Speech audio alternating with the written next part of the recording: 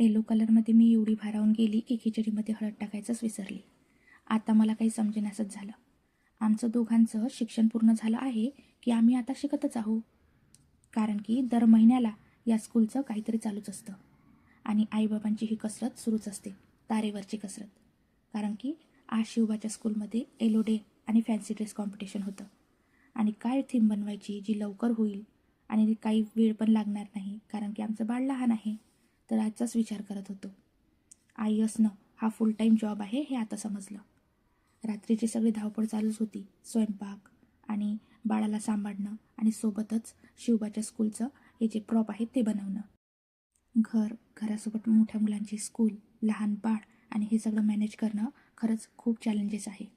मी आणि शिवबाचे बाबा दोघे मिळून सनफ्लावर हे प्रॉप बनवलं. थोडं डिफिकल्ट आहे पण ट्राय करते म्हटलं. मध्येच बाळ रडतो होतं. मोठा घाई करत होता की मम्मा लवकर बनव, पण आम्ही मॅनेज करतच होतो. आई बाबा असणं खरंच सोपं नाही, पण मुलासाठी केलं की सगळं स्पेशल वाटतं. आम्ही जे सनफ्लावर क्रॉप बनवत आहोत त्याच्यासाठी आम्ही एक पुठ्ठा घेतला, येलो पेपर घेतला आहे, ग्रीन पेपर घेतला आहे, कात्री, ग्लू आणि आधी सर्व माप घेऊन घेतलं.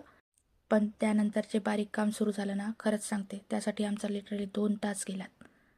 नंतर फायनल टच दिलं तर तयार झालं आहे माझं छोटं सनफ्लावर. हा आहे माझा हिरो.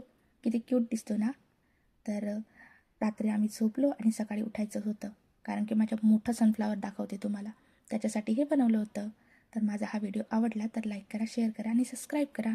भेटू नेक्स्ट ब्लॉगमध्ये. तोपर्यंत राम राम, टाटा, बाय बाय. स्कूलमधले काही व्हिडिओज शेअर केलेले आहेत.